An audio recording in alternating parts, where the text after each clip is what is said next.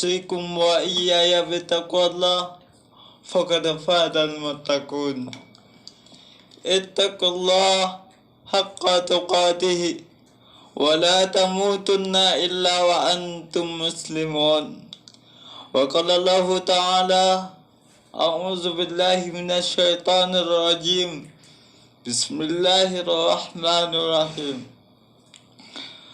يا أيها الذين آمنوا اتقوا الله ولتنظر نفس ما قدمت لغد صدق الله العظيم. Kaum muslimin, sahabat tasyah dimanapun anda berada, alhamdulillah, puji dan syukur kita persembahkan kepada Allah Subhanahu wa Ta'ala. Allah adalah Tuhan kita, Tuhan sekalian alam. Tiada Tuhan selain Allah Subhanahu wa Ta'ala. Allah yang telah melimpahkan rahmat dan nikmatnya untuk kita semua, baik itu nikmat yang datang dari langit ataupun yang menyembur dari bumi. Semuanya Allah limpahkan untuk kita semua. Nikmat itu kita gunakan setiap saat di dalam hidup kita, baik itu di ketika kita beraktivitas ataupun kita berada di rumah ataupun di mana saja kita berada, dan dalam kondisi apapun kita berada dan kapanpun itu, selalu kita gunakan nikmat Allah Subhanahu wa Ta'ala. Allah tidak pilih-pilih manusia kepada siapa Allah berikan nikmatnya, tidak. Kepada seluruh makhluknya Allah berikan semua nikmat itu. Tidak hanya kepada manusia, tidak hanya kepada binatang, tidak hanya kepada tumbuhan, asalkan itu makhluk Allah, Allah limpahkan segala nikmatnya. Makanya khususnya manusia, apalagi orang yang beriman kepada Allah Subhanahu wa Ta'ala, orang yang bertakwa kepada Allah Subhanahu wa Ta'ala, maka layak, pantas dan wajib bagi kita untuk selalu bersyukur kepada Allah Subhanahu wa Ta'ala.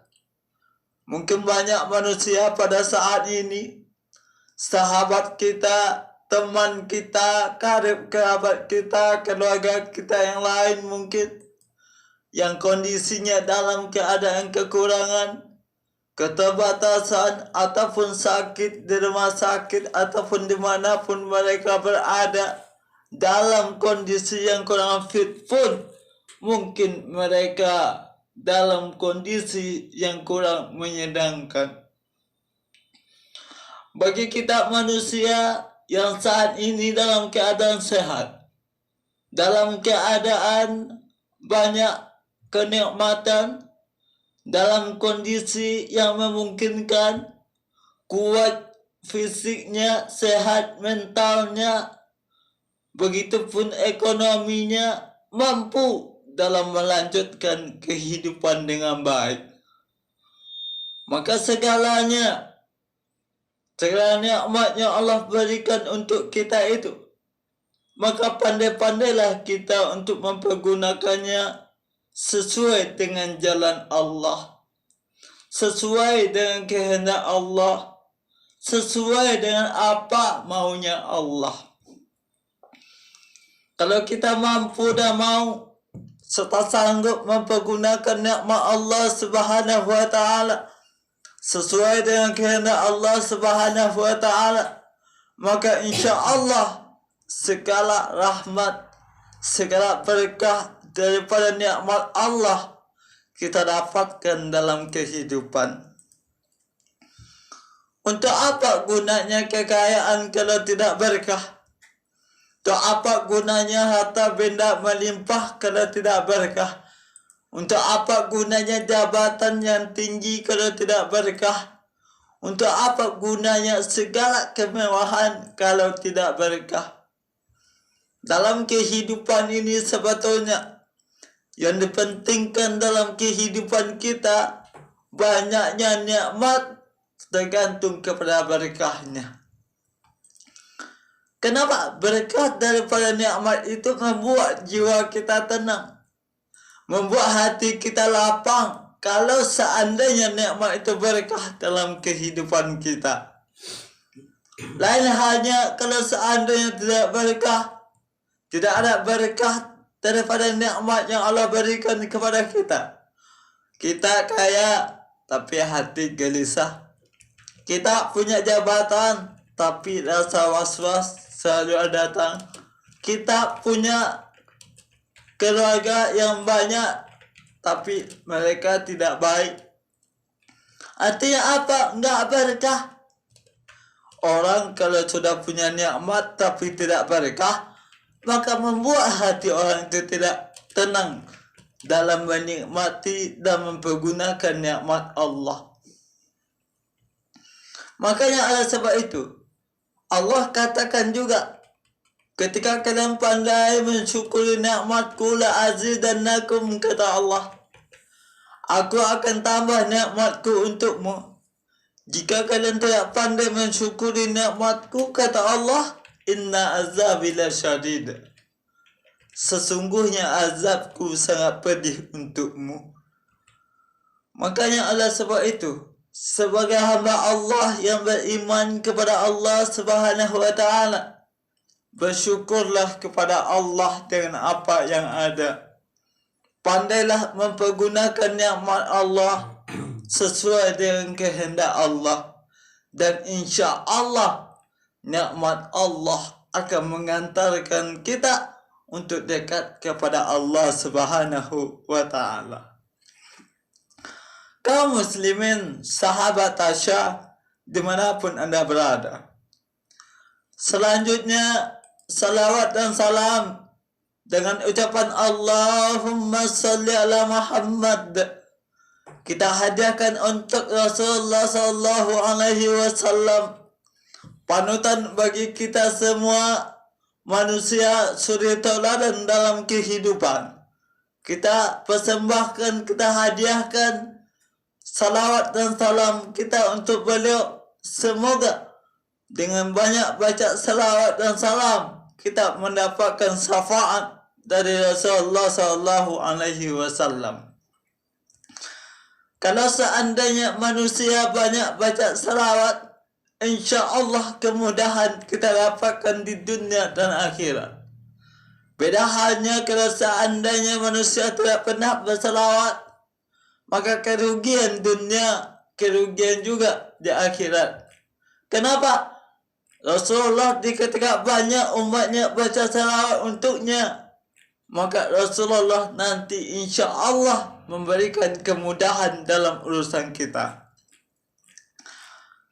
Ketika kita berpegang teguh kepada kedua yang ditinggalkan Rasulullah, yakni Al-Quran dan Sunnah beliau, maka Rasulullah jamin lan tadillu abada, tidak akan sesat buat selama-lamanya, baik dalam menempuh kehidupan dunia yang notabene hanyalah sementara, punya batasnya dan punya akhirnya, ataupun dalam menempuh kehidupan akhirat kelak yang tiada batas, yang selamanya abadi, kekal selamanya, maka kita akan selamat dalam menempuh hidup keduanya.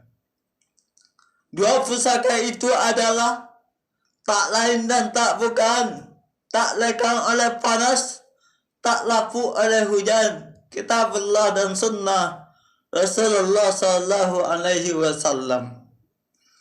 Kaum muslimin, sahabat Tasya, dimanapun anda berada, kita manusia sebetulnya tidak luput daripada salah dan dosa.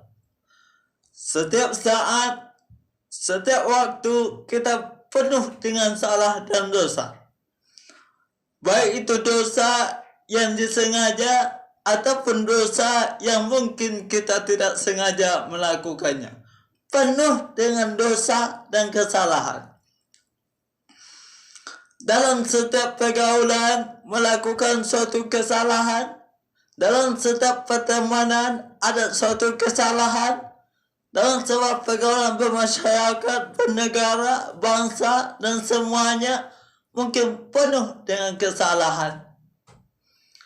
Dan kesalahan itu wajar terjadi dalam kehidupan manusia. Kenapa? Manusia itu tempatnya salah dan dosa. Oleh sebab itu sebetulnya, kalau seandainya manusia itu tempat salah dan dosa, maka sewajarnya manusia setiap saat mesti minta ampun kepada Allah Subhanahu wa Ta'ala. Kalau manusia banyak dosa, banyak kesalahan, banyak suatu kekhilafan, maka tentulah hati kita mungkin menjadi kotor, menjadi tidak baik, menjadi tidak bisa mendekat kepada Allah Subhanahu wa Ta'ala. Kenapa? Karena hati kita telah dilumuri oleh yang namanya salah dan dosa yang membuat kita jauh daripada Allah Subhanahu wa Ta'ala. Itulah sebetulnya manusia tidak akan pernah lepas daripada salah dan dosa. Siapapun dia, apapun jabatannya, dimanapun dia, seperti apapun kondisinya, tidak akan pernah luput daripada salah dan dosa. Seperti apapun ibadah manusia, seperti apapun rajinnya solat manusia, seperti apapun rajinnya baca Al-Quran manusia, seperti apapun rajinnya puasa manusia, tidak akan pernah luput daripada yang namanya kesalahan dan dosa. Jadi sebab itu, sebetulnya kalau seandainya hati kita bersih, insya Allah kita akan mudah mendekat kepada Yang Maha Suci. Kalau seandainya hati kita kotor, maka tentulah akan jauh daripada Allah Subhanahu wa Ta'ala. Makanya dalam kehidupan manusia, apalagi orang yang beriman dan bertakwa kepada Allah Subhanahu wa Ta'ala, maka sucikan hati kita, bersihkan hati kita setiap saat yang selalu disentuh oleh dosa. Makanya qad aflahal mu'minun, sebetulnya amat sangat beruntung orang mukmin itu, orang yang solatnya khusyuk. Kalau khusyuk solatnya, insya Allah membersihkan hatinya. Amat sangat beruntung orang yang mensucikan dirinya. Amat sangat merugi pula orang yang mengotori dirinya. Begitulah sebetulnya manusia mensucikan hati, membersihkan hati, membersihkan jiwa di setiap kehidupan kita. Tapi kadang-kala manusia lupa membersihkan hatinya, lupa membersihkan dirinya, sehingga terjebak kepada hal-hal yang kotor, yang penuh dengan salah, yang penuh dengan dosa. Manusia kadang-kala kalau terjebak kepada pintu salah, terjebak kepada pintu dosa, manusia umumnya jauh daripada ibadah, jauh daripada Allah, jauh daripada agama. Itulah sesungguhnya manusia. Maka oleh sebab itu sebetulnya, kalau seandainya kita manusia pengen dekat dengan Allah, maka jalannya adalah bersihkan hati kita, bersihkan diri kita, bersihkan jiwa kita, bersihkan pikiran kita. Manusia kalau telah bersih jiwanya, bersih hatinya, bersih pikirannya, maka manusia tidak akan mau lagi berbuat dosa, nggak mau lagi berbuat salah, akan selalu mendekat dan mendekat kepada Allah. Kerugian manusia apabila selalu melakukan hal yang dilarang oleh Allah. wa qad khaba man dassaha, kata Allah. Dan amat sangat merugilah manusia di ketika selalu mengotori jiwanya. Sebetulnya sesungguhnya manusia dilahirkan oleh Allah Subhanahu wa Ta'ala penuh dengan kesucian. Kullu mauludin yuladu ala fitrah. Setiap bayi yang lahir itu sebetulnya dalam keadaan suci. Baik itu lahirnya maupun batinnya, baik itu jiwanya ataupun raganya suci. Setiap bayi dilahirkan ke atas dunia dari ibu manapun, tetap bayi dalam keadaan suci.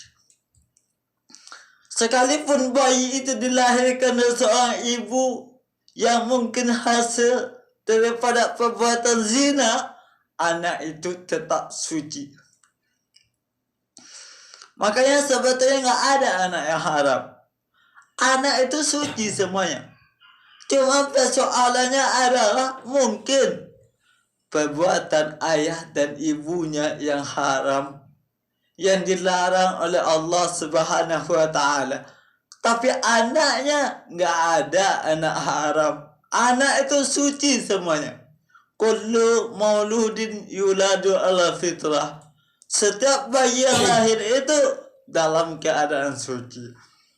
Jadi oleh sebab itu sebetulnya kalau awalnya hati kita diciptakan oleh Allah Subhanahu wa Ta'ala dalam keadaan suci yang tiada berdosa, tiada bernoda, sebetulnya kitalah yang menodai kesucian hati kita.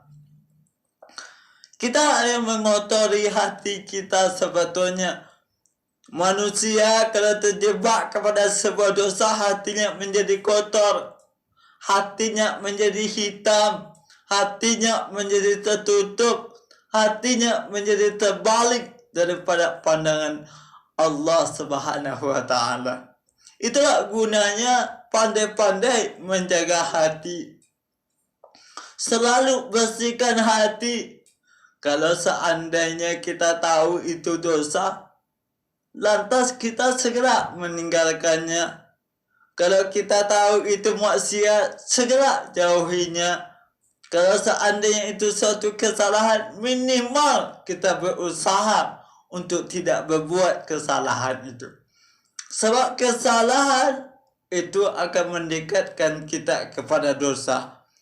Jadi oleh sebab itu kalau seandainya manusia ingin hatinya bersih, jagalah hati kita untuk selalu mendekat kepada Allah Subhanahu wa Ta'ala. Pada kesempatan ini, kita angkat suatu tema yang insya Allah memberikan suatu manfaat kepada kita, memberikan suatu pelajaran, masukan dan tambahan ilmu pengetahuan, yaitu temanya cara membersihkan hati dan fikiran dalam pandangan Islam. Kaum muslimin, sahabat tasyah dimanapun anda berada, dalam kehidupan kita tentulah banyak beragam cobaan, banyak ujian, banyak tantangan, banyak halangan dan hambatan dalam kehidupan kita. Itu sudah tentu. Baik itu hambatan dan halangannya berasal daripada manusia lain, ataupun halangannya itu berasal dari makhluk lain. Kadangkala halangan dan hambatan itu juga berasal daripada diri kita sendiri. Banyak halangan dan tantangan dalam kehidupan kita. Banyak ujian Allah yang Allah berikan kepada kita. Tentunya dimaksudkan untuk menguji manusia, tak lain dan tak bukan bagaimana meningkatkan taraf keimanan manusia kepada Allah Subhanahu wa Ta'ala. Tidak mungkin manusia mengaku beriman kalau tanpa ujian. Allah pun mengatakan seperti itu. Apakah kalian mengira, kata Allah, kalian akan dibiarkan begitu saja tanpa diuji, kata Allah. Jadi kalau seseorang ingin menentukan dan meningkatkan imannya, penting untuk diuji. Sama halnya dengan sekolah.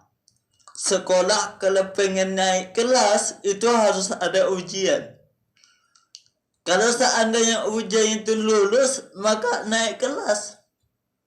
Tapi kalau ujiannya belum berhasil, maka tetap di kelas yang sama.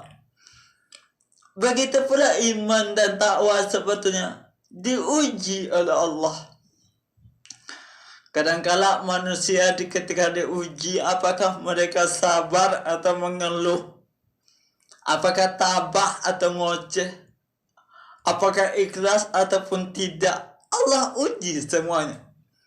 Mungkin ujian itu berupa sakit, ujian itu mungkin berupa kemiskinan, ataupun berupa kekurangan buah-buahan, ataupun berupa ketakutan, ataupun berupa penyakit lainnya. Allah uji manusia.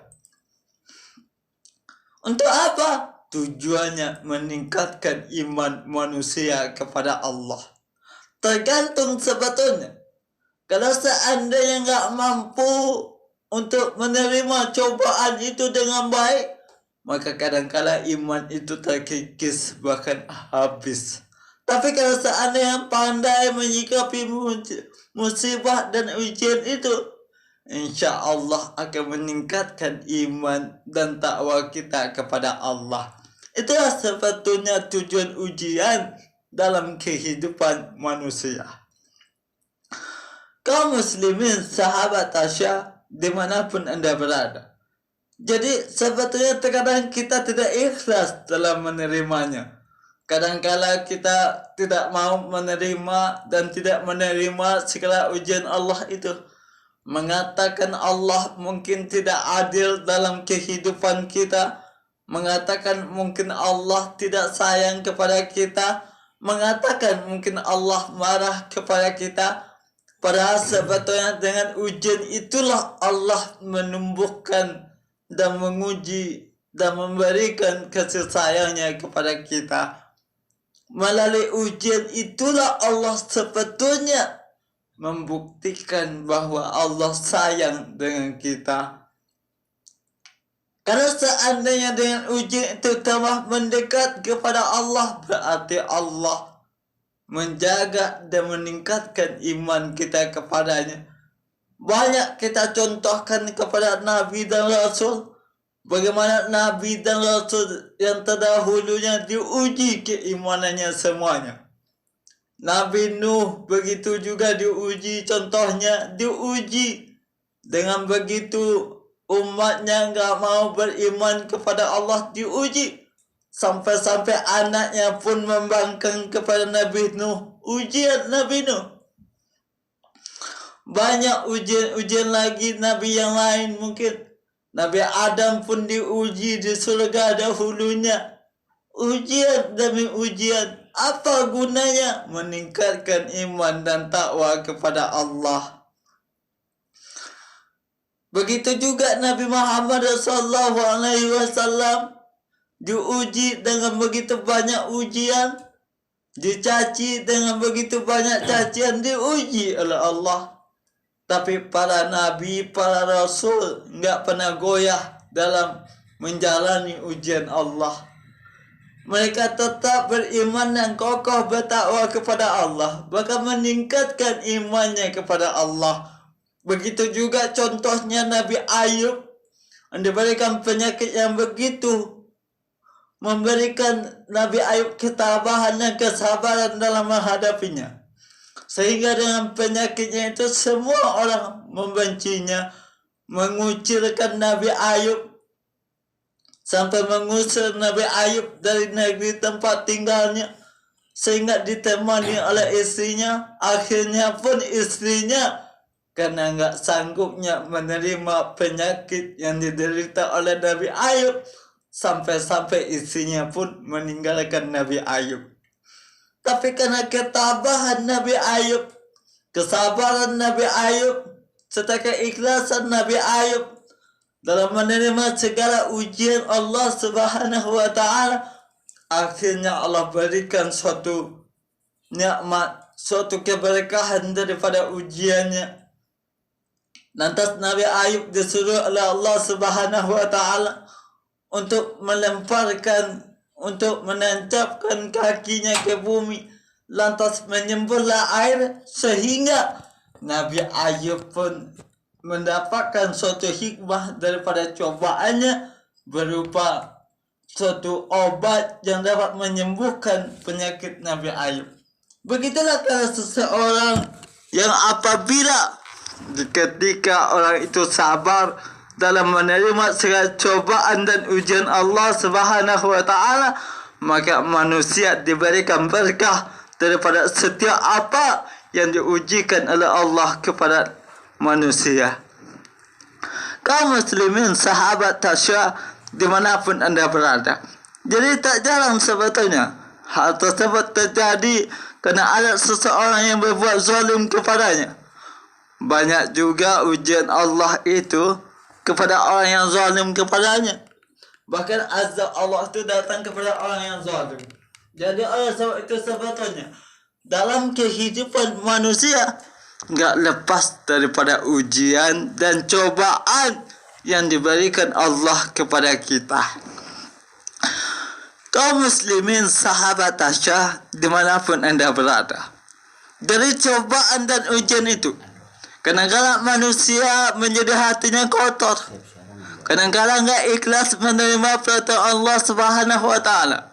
Enggak menerima takdir Allah Subhanahu wa taala sehingga membuat hatinya kotor, mengotori hatinya dan jauh daripada Allah.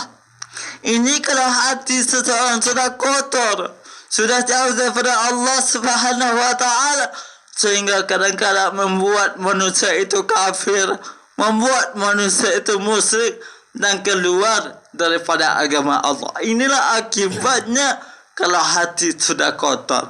Makanya oleh sebab itu, kalau hati manusia itu telah kotor, maka berupayalah membersihkan hati itu kembali supaya Allah sayang kepada kita. Kaum muslimin, sahabat Tasya dimanapun anda berada, makanya pada kesempatan ini kita angkat suatu tema, mungkin bagaimana cara membersihkan hati dan fikiran itu dalam pandangan Islam. Cara yang pertama adalah sabar. Ini sudah barang tentu pasti dalam kehidupan manusia ketika diberikan suatu cobaan. Cara tetap membersihkan hati itu dengan cara yang sabar kepada Allah. Sabar dengan ujiannya, sabar dengan cobaannya, sabar dalam menjalani kehidupannya.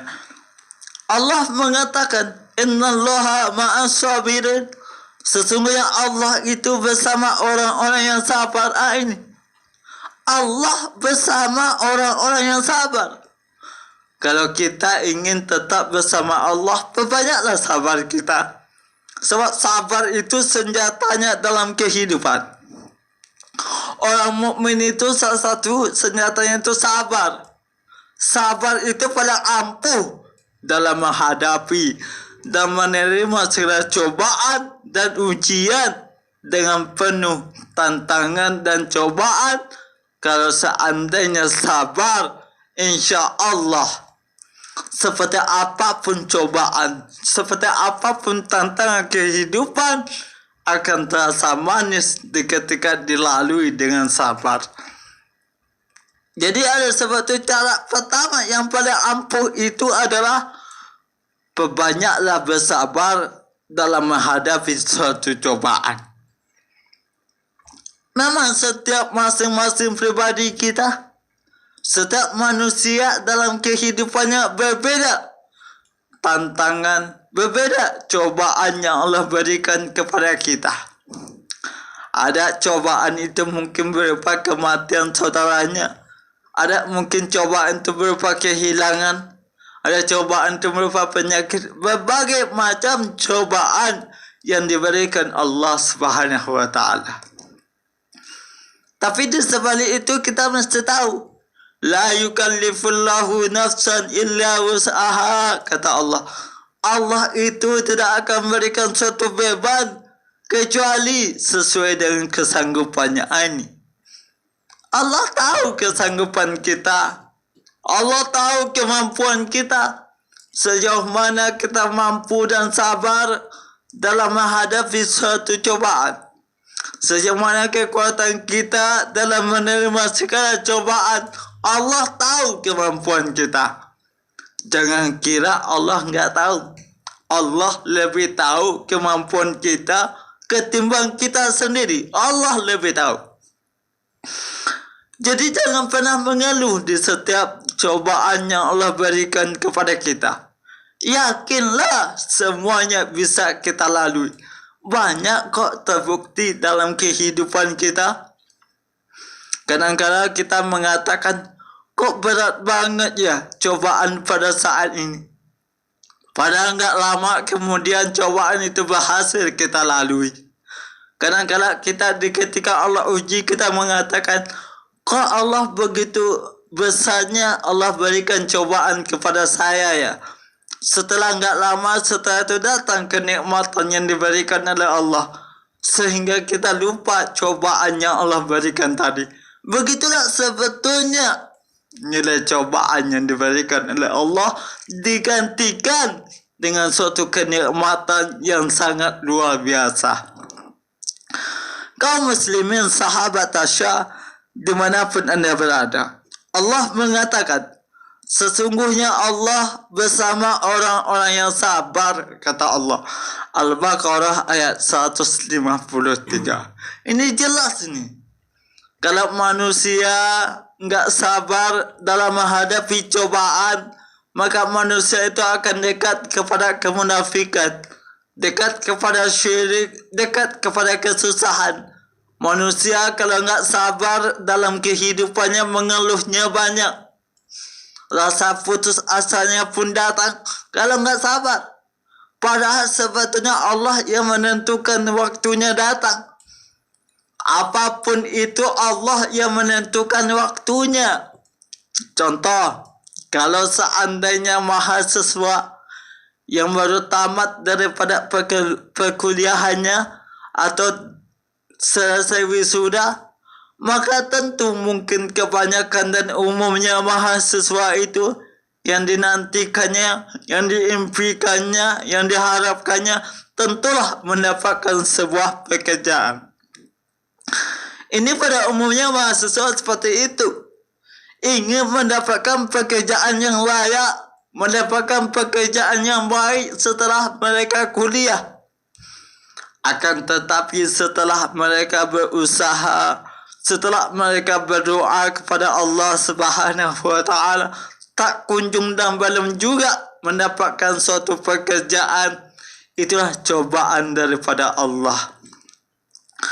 Dari cobaan seperti itu sabarlah kita menunggu ketentuan Allah. Suatu saat pasti Allah berikan pekerjaan untuk kita. Allah berikan penghasilan untuk kita. Kenapa Allah jamin rezeki kita? Nggak mungkin Allah membiarkan kita, apalagi kita beriman dan bertakwa kepada Allah. Nggak mungkin Allah biarkan. Pasti Allah sayang kepada kita. Kalau seandainya manusia sayang kepada Allah, Allah lebih sayang kepada kita. Kalau kita bertakwa kepada Allah, Allah berikan jalan keluar dari arah yang tidak disangka-sangka, kata Allah. Kalau seandainya kita belum dapat pekerjaan setelah kuliah, kita bersangka kepada Allah. Mungkin pada saat ini waktunya saya harus istirahat dulu. Mungkin 5 tahun kuliah, capek-capek mungkin, atau lelah mungkin, atau pikiran yang begitu dikuras tenaganya, dikuras pikirannya, sehingga Allah berikan waktu untuk istirahat mungkin 1 tahun. Setelah 1 tahun nanti Allah berikan pekerjaan. Itu suatu yang luar biasa ketika manusia sabar dalam menghadapi suatu tantangan, ujian dan cobaan.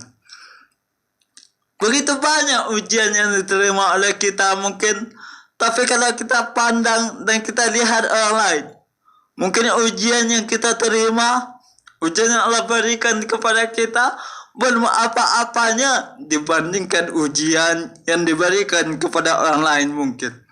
Ini gunanya sabar.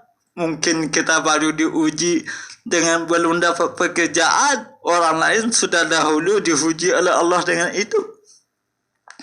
Bahkan seumur hidupnya mungkin pekerjaannya begitu susah. Udahlah pekerjaannya susah, penghasilannya sedikit. Banyak manusia seperti itu. Kita kadang-kala belum dapat pekerjaan tapi uangnya masih ada. Penghasilannya diberikan orang tua. Begitu nikmatnya kehidupan kita kadang-kala. Tapi persoalannya adalah kita nggak sabar dalam menunggu keputusan yang terbaik dari Allah Subhanahu wa Ta'ala. Kaum muslimin, sahabat Aisyah, dimanapun Anda berada. Yang kedua, bahwasanya cara membersihkan hati itu mengadulah kepada Allah. Mengadu kepada Allah.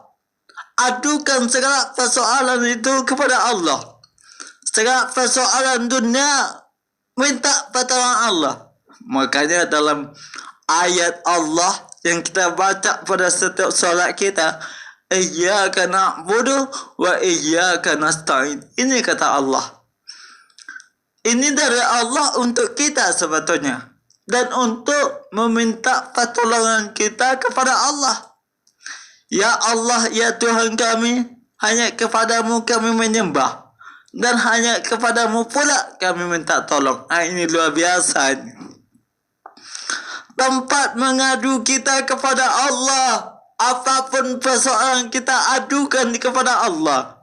Sebab kenapa? Inna lillahi wa inna ilaihi raji'un. Segala sesuatu itu sesungguhnya datang daripada Allah. Dan Allah yang akan mengambilnya kembali. Akan kembali kepada Allah. Titipan doang untuk kita. Semuanya titipan saja untuk kita. Apapun bentuknya. Baik itu berupa kenikmatan ataupun berupa kesusahan. Semuanya titipan. Penyakit titipan Allah. Kemiskinan juga titipan Allah. Kesusahan titipan Allah. Suatu saat akan kembali kepada Allah. Enggak akan lama pada diri kita. Makanya Allah menguji kita dengan titipan demi titipan itu. Maka setiap persoalan agar hati kita selalu terjaga di jalan Allah, agar hati kita tetap beriman kepada Allah. Cara yang kedua adalah mengadulah setiap persoalan itu kepada Allah Subhanahu wa Ta'ala. Semakin kita mengadu kepada Allah, semakin kita memohon kepada Allah, semakin kita mengemas kepada Allah, Allah semakin cinta kepada kita. Kaum muslimin, sahabat Aisyah, dimanapun Anda berada. Jadi sebetulnya tak penting kita minta pertolongan dukun. Tak penting kita meminta pertolongan paranormal. Tak penting kita minta pertolongan kepada orang yang kita anggap kelebihan ilmu. Tak penting sebetulnya. Sebab dalam ayat yang kita bacakan, dalam setiap doa, dalam setiap solat kita, Iyyaka na'budu wa iyyaka nasta'in. Ini adalah ajaran Allah untuk kita. Hanya kepada Allah kita menyembah. Dan hanya kepada Allah pula kita minta pertolongan. Jadi minta tolonglah hanya kepada Allah. Ketika kita hanya mengadu kepada Allah, ketika kita hanya minta tolong kepada Allah, maka membuat jiwa dan hati kita tenang dalam menghadapi kehidupan kita. Kaum muslimin, sahabat Aisyah, dimanapun Anda berada. Selanjutnya, yang membuat atau cara membersihkan hati kita, berprasangka baik, husnuzon kepada Allah. Ini penting ini. Jangan suuzon kepada Allah. Jangan berburuk sangka kepada Allah. Agar hati kita bersih, jaga prasangka baik kita kepada Allah. Apapun kejadian dalam kehidupan kita, apapun yang kita terima dalam kehidupan kita, jaga hati kita. Kenapa? Agar hati kita selalu bersih. Jaga prasangka baik kita kepada Allah. Jaga husnuzon kita kepada Allah. Setiap cobaan kita jaga prasangka baik. Mungkin di ketika cobaan ini Allah berikan, mungkin hikmahnya jauh lebih besar daripada ini. Di ketika Allah uji saya dengan kemiskinan, mungkin suatu saat akan datang kekayaan yang lebih daripada kita impikan. Ketika Allah menguji kita dengan suatu penyakit, mungkin setelah ini nggak ada lagi penyakit. Setelah ini akan datang sehat semua hidup. Ketika Allah uji dengan penderitaan, mungkin setelah ini akan datang suatu kebahagiaan yang tiada kita kira. Yakinlah di setiap kesulitan itu ada kemudahan yang Allah berikan. Inna ma'al usri yusra. Ini janji Allah. Sesungguhnya bersama kesulitan itu, bersama kesusahan itu ada yang namanya kemudahan. Kaum muslimin, sahabat Hasya, dimanapun anda berada.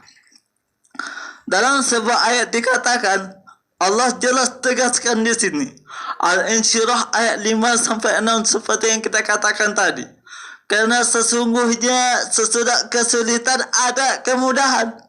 Dan sesungguhnya sesudah kesulitan itu ada kemudahan. 2 kali Allah mengatakan seperti itu. Fa inna ma'al usri yusra, maka sesungguhnya di sebalik kesulitan itu ada kemudahan. Allah pertegas lagi setelah itu, inna ma'al usri yusra. Sesungguhnya bersama kesulitan itu ada kemudahan. Ini janji Allah. Ada kemudahan setelah kesulitan. Jadi jangan kita prasangka buruk kepada Allah, ini sulit saja kehidupan saya. Jangan. Prasangka baiklah kepada Allah. Setelah kesulitan ada kemudahan. Apapun bentuk kesulitan kita saat ini, ada kemudahan yang Allah sediakan setelah itu. Kadang-kala memang Allah menguji, kita menganggap ujian Allah itu sangat berat. Kesulitan itu sangat berat kita rasakan dalam kehidupan kita. Jangan prasangka buruk kepada Allah. Tetap jaga hati kita, bersihkan hati kita dengan prasangka baik kepada Allah. Mungkin hari ini kita kehilangan, besok Allah berikan yang lebih baik. Mungkin hari ini dalam keadaan berduka, besok Allah ganti dengan bahagia. Nggak ada yang selamanya dalam kehidupan kita. Semua nggak ada yang abadi di atas dunia. Semuanya silih berganti. Begitu juga ada siang, ada malam, silih berganti. Apa maknanya ini? Bahasanya Allah selalu mempergantikan kehidupan, suasana hidup dalam kehidupan kita. Kaum muslimin, sahabat Hasya, dimanapun anda berada. Yang keempat, bahwasanya ketika hati kita kotor, ketika hati kita nggak bersih lagi, cara membersihkannya itu adalah lebih khusyuklah dalam sholat. Ini pesan Allah, lebih khusyuk dalam sholat. Kadang-kala kita mungkin diterpa oleh suatu kegundahan, kegelisahan, tidak ketenangan jiwa. Khusyuklah dalam sholat. Allah telah menurunkan perkataan yang paling baik, yaitu Al-Quran yang serupa dengan mutu ayat-ayatnya. Lagi berulang-ulang gemetar kerana kulit orang yang takut kepada Tuhannya. Kemudian menjadi tenang kulit dan hati mereka di waktu mengingat Allah. Itulah petunjuk Allah. Dengan kitab itulah dia menunjuki siapa yang dia kehendaki. Dan barang siapa yang disesatkan Allah, niscaya tak ada baginya seorang pemimpin pun. Surah Az-Zumar ayat 23. Ini kata Allah. Bahwasanya Allah menurunkan perkataan yang paling baik, yaitu Al-Quran. yang berulang-ulang sebagai petunjuk bagi kita. Kembali kepada Al-Quran. Apapun persoalan hidup kita, kembalikan kepada Al-Quran. Sebab dalam Al-Quran itu segala persoalan ada penyelesaiannya, ada jalan keluarnya. Kalau kita bertakwa kepada Allah Subhanahu wa Ta'ala, maka pedoman kita adalah Al-Quran dan Sunnah. Ketika manusia berpedoman kepada kedua hal itu, maka jalan keluar daripada persoalan kehidupan, insya Allah berikan jalan keluar daripada arah yang tidak disangka-sangka. Jadi khusyuklah dalam solat, dalam membersihkan jiwa kita. Allah juga katakan, inna solata tanha anil fahsya wal munkar. Ini kata Allah, sesungguhnya solat itu mencegah manusia daripada perbuatan yang keji dan yang mungkar.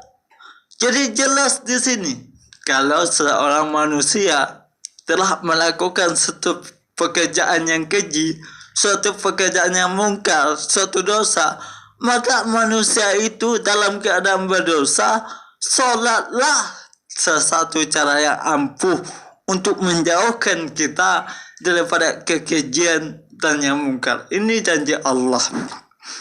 Kalau solatnya itu khusyuk, inna solata tanha anil fahsya'i wal munkar. Ini kata Allah. Orang kalau sudah khusyuk dalam solatnya, insya Allah akan jauh daripada keji dan yang mungkar. Apapun itu. Baik itu mungkin selama ini penuh dengan dosa, hatinya gelisah, enggak tenang, solatlah. Bawa solat. Kalau dalam keadaan marah, solat. Dalam keadaan gundah, solat. Dalam keadaan tidak bahagia, solat. Insya Allah solat akan memberikan suatu ketenangan jiwa. Percayalah. Jangankan solat wajib, solat sunat yang kita lakukan, insya Allah memberikan suatu ketenangan. Kita lakukan mungkin solat duha, solat tahajud, solat lain yang malamnya kita lakukan dalam kehidupan, insya Allah membuat hati yang gelisah tadi menjadi tenang. Jangankan ketika kita solat mendekat kepada Allah, di waktu ambil wuduk saja hati kita menjadi tenang. Raga, jiwa kita, tubuh kita, hati kita tenang dengan wuduk. Ambil wuduk lalu solat membuat hati yang resah tadi menjadi bahagia. Coba kalau tidak. Makanya jangan pernah tinggalkan solat. Solat membuat jiwa kita tenang dalam kehidupan. Makanya solat juga membersihkan hati kita dari hal yang tidak baik. Kalau seandainya selama ini banyak prasangka kita tidak baik kepada Allah, perbanyaklah solat kita. Insya Allah dengan solat membersihkan hati yang kotor tadi. Ketika hati telah kotor akan jauh daripada Allah. Ketika jauh daripada Allah, kembali kita melakukan solat, hati menjadi bersih kembali. Kaum muslimin, sahabat Tasya, dimanapun anda berada. Selanjutnya, hal yang membuat atau cara membersihkan hati kita yang kotor tadi, yaitu tak lain dan tak bukan banyak zikir kepada Allah Subhanahu wa Ta'ala. Banyak zikir kepada Allah. Banyak mengatakan lafaz-lafaz zikir. Subhanallah, walhamdulillah, wa la ilaha illallah, wallahu akbar. Ini kalau banyak kita ucapkan dalam setiap kegiatan kita, dalam hidup kita banyak mengucapkan lafaz-lafaz asma Allah, insya Allah membuat hati kita lapang, membuat hati kita tenang, membuat jiwa kita bahagia. Apapun masalah yang kita hadapi, zikir, hadapi dengan zikir kepada Allah. Apapun persoalan hidup kita hadapi dengan zikir, insya Allah persoalan terselesaikan dengan baik. Kenapa? Zikir itu mengingat Allah. Kalau kita ingat Allah, Allah akan ingat dengan kita. Segala persoalan kesulitan akan susah mudah kita lalui kalau kita ingat kepada Allah. Percayalah. Kalau seandainya dirundung dengan suatu kesedihan, ingat Allah. Dirundung dengan kemalangan, ingat Allah. Banyak zikir kepada Allah. Seluruhnya kita hadapi dengan zikir. Seandainya ada musibah, astagfirullah, ampuni dosaku ya Allah. Seandainya dosaku yang mendatangkan musibah ini. Luar biasa. Ada suatu peristiwa lain mungkin yang berada di sekeliling kita, yang mengancam ketenangan hidup kita. Mohon ampun kepada Allah. Banyak istighfar kepada Allah. Karena istighfar dapat menjauhkan manusia daripada segala cobaan dan musibah. Kaum muslimin, sahabat Tasya, dimanapun anda berada. Jadi kalau semakin banyak kita ingat Allah, hati kita tentu menjadi tenang. Semakin banyak berzikir kepada Allah, tentu Allah semakin dekat dengan kita. Kita pun semakin dekat kepada Allah dan menjauhkan daripada segala hal yang tidak kita inginkan di dalam kehidupan kita. Kaum muslimin, sahabat Tasya, dimanapun anda berada, Allah juga katakan dalam surah 2 ayat 28, Allah mengingatkan kepada kita bahwasanya orang yang beriman dan hati mereka menjadi tentram dengan mengingat Allah. Ingatlah, hanya dengan mengingat Allah lah hati menjadi tenang. Ini kata Allah. Ini kata Allah. Kalau hati kita gundah, hanya dengan mengingat Allah hati menjadi tenang. Ini. Kalau enggak percaya, buktikan. Ada persoalan yang membuat hati kita gundah, ingat Allah, hati kita menjadi tenang. Ini kata Allah. Dalam surah 2 ayat 28. Orang yang beriman dan hati mereka menjadi tentram dengan mengingat Allah, kata Allah.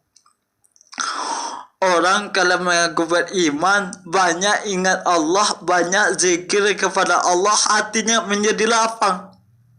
Setiap persoalan apapun dijalaninya dengan nikmat. Ini. Kadang-kadang kedukaan itu bisa menjadi sebuah kenikmatan apabila kita hadapi dengan mengingat Allah.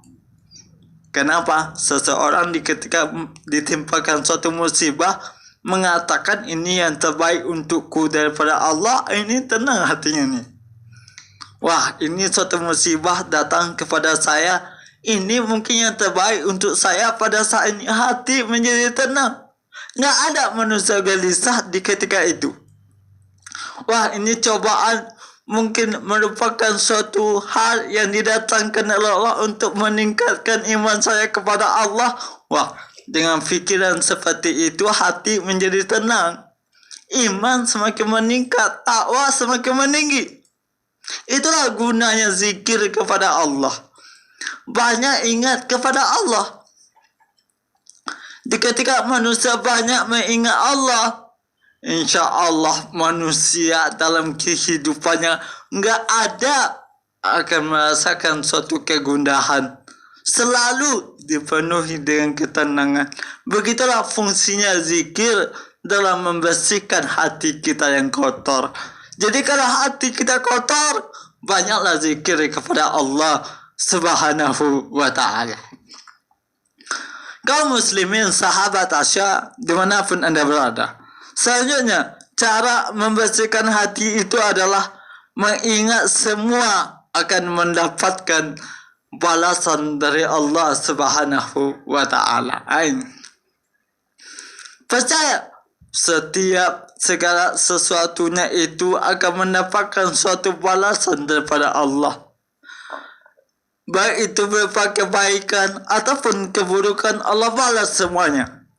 Sehingga apapun yang terjadi dalam kehidupan kita, kalau kita yakin ada balasan daripada Allah, hati menjadi tenang. Segala amalan kita yakin Allah balaskan dengan semua kebaikan, Allah, hati menjadi tenang.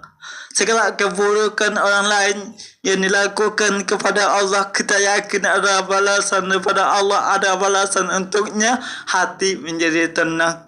Jadi nggak ada lagi sifat dendam kita kepada orang lain, karena seandainya kita beranggapan meyakini bahwa Allah lah yang maha membalasi segala perbuatan manusia. Allah kan sudah janjikan setiap kebaikan akan dibalas dengan kebaikan walaupun sebiji zarah. Setiap keburukan akan dibalasi dengan keburukan walaupun sebiji zarah. Apa yang kita pusingkan dalam kehidupan kita? Apa yang kita takutkan dalam kehidupan kita? Baik itu kebaikan kita dibalasi oleh Allah, kebaikan orang lain kepada kita dibalasi oleh Allah, keburukan kita kepada orang lain dibalasi juga oleh Allah. Begitupun keburukan orang lain kepada kita juga Allah balasi dengan keburukan pula. Apa yang kita pusingkan di dalam kehidupan kita? Allah mengatakan dalam ayatnya, surah Az-Zalzalah ayat 7-8, barang siapa yang mengerjakan kebaikan sebesar biji zarah, niscaya dirinya bakal menelan atau menerima balasannya. Dan siapa pula yang mengerjakan keburukan walaupun satu biji zarah, mereka pun akan menerima balasannya. Ini jelas kata Allah. Kebaikan yang kita lakukan kepada orang lain, sesungguhnya kebaikan itu untuk kita. Keburukan yang kita lakukan kepada orang lain, sesungguhnya keburukan itu pun untuk kita. Jadi nggak ada semua yang nggak ada. Semuanya nggak ada yang tidak punya balasan. Semuanya ada balasan sesuai dengan apa yang kita lakukan. Kaum muslimin, sahabat Asya, dimanapun Anda berada. Selanjutnya, kalau hati kita gelisah, hati kita resah, nggak tenang, obatnya sesatu cara membersihkan hati itu adalah banyak baca Al-Quran. Banyak baca Al-Quran. Al-Quran itu obat sifat. Allah mengatakan sifaul linnas, obat bagi manusia.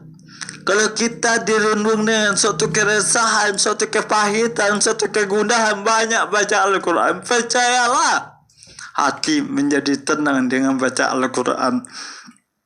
Ini yang anehnya ada. Al-Quran nggak pernah dibaca, gimana hati mau tenang? Al-Quran saja nggak pernah disentuh, gimana hati mau tenang? Inilah uniknya, inilah manfaatnya baca Al-Quran. Membuat manusia menjadi tenang dalam kehidupannya.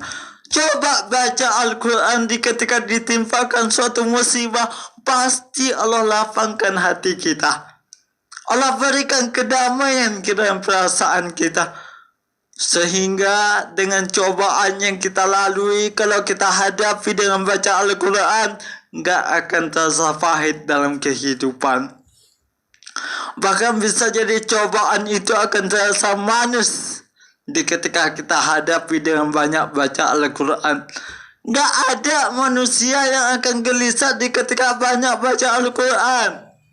Apapun persoalannya, banyak baca Al-Quran, insya Allah Allah jadikan tenang hati kita. Kenapa? Seluruh Al-Quran itu ayatnya berasal daripada Allah Subhanahu wa Ta'ala. Kaum muslimin, sahabat Asya, dimanapun Anda berada, maka ketika manusia itu banyak baca Al-Quran, wajahnya menjadi cerah, berseri. Kenapa? Al-Quran mendatangkan suatu cahaya dalam kehidupan dan dirinya. Al-Quran memberikan suatu penerangan jiwa dan hati pada pembacanya. Berbeda dengan membaca yang lain. Kalau baca koran, ya biasa saja.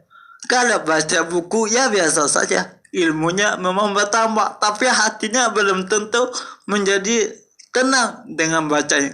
Tapi Al-Quran, di samping ilmunya bertambah, hati dan jiwanya menjadi tenang. Coba kalau tidak, walaupun satu ayat, hati menjadi tenang. Jadi kalau kita selama ini dirundung dengan kesepian, Al-Quran menjadi teman dalam kehidupan. Bukan hanya di dalam kehidupan dunia saja, sampai kehidupan akhirat pun Al-Quran akan datang kepada kita sebagai teman dalam kehidupan.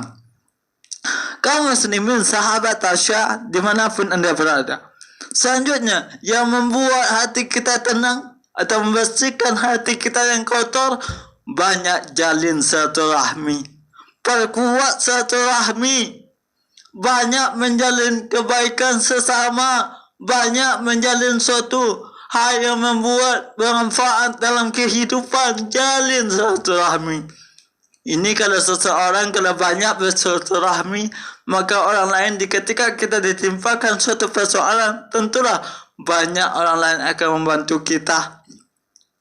Banyak memberikan suatu jalan keluar untuk kita. Kenapa? Kita banyak teman, banyak sahabat, banyak orang lain yang menolong kita. Jadi ketika orang lain menolong kita, ketika kesulitan, timbul hati kita menjadi tenang.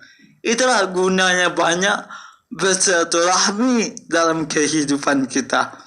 Dalam sebuah riwayat, Rasulullah mengatakan, barang siapa yang menjamin untukku satu perkara, aku jamin untuknya 4 perkara. Hendaklah dia bersilaturahmi, niscaya keluarganya akan mencintainya.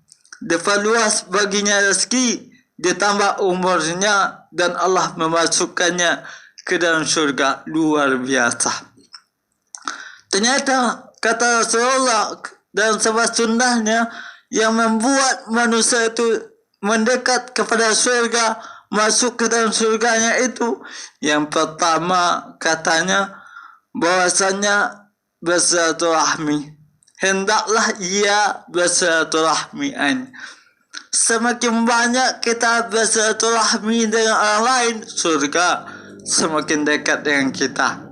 Semakin banyak kita menjaga hubungan baik dengan orang lain, surga Allah berikan kepada kita. Kenapa? Orang lain banyak mendoakan kita. Kalau kita berbuat baik kepada orang lain, tentu orang banyak mendoakan kita, mendoakan kebaikan untuk kita, sehingga surga dekat dengan kita. Berbeda kalau seandainya kita enggak berbuat baik dengan orang lain, bukannya malah doa, malah ocehan daripada orang lain. Itu yang pertama. Yang kedua, diperluas baginya rezeki. Ini kalau orang bersilaturahmi, rezekinya luas, lapang rezekinya. Cobalah kalau tidak, ada kesulitan mungkin dalam kehidupan kita, tapi karena kita menjalin hubungan baik dengan orang lain pun akan menolong kita. Ada saja pertolongan daripada orang lain. Itulah manfaat daripada silaturahmi.